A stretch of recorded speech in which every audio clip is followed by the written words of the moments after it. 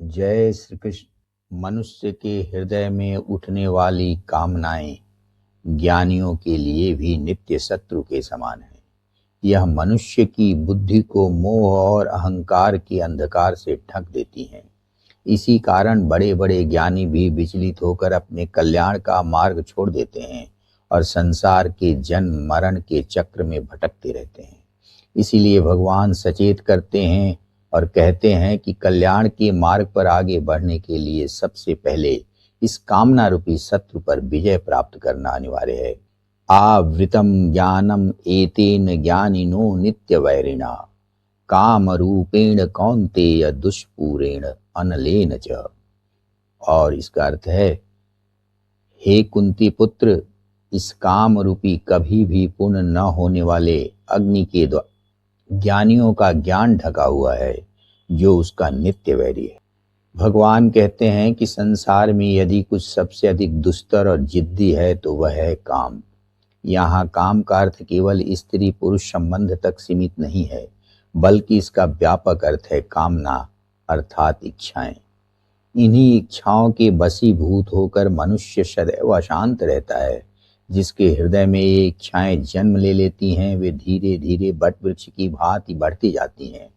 यदि समय रहते इन पर नियंत्रण न पाया जाए तो ये मनुष्य को ऐसे गहरे गर्त में गिरा देती हैं जहां से निकलना असंभव हो जाता है।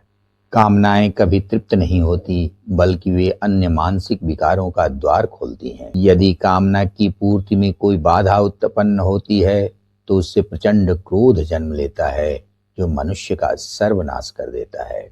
यदि कामना पूरी हो जाए तो भी अधिक पाने का लोभ लालच पैदा होता है। कामना अक्सर तुलनात्मक होती है। दूसरों की उन्नति देखकर मन में जलन और ईर्ष्या का भाव स्वतः उत्पन्न होता है, जिससे मनुष्य ईर्ष्या का शिकार हो जाता है। एक उदाहरण से इसे समझते हैं।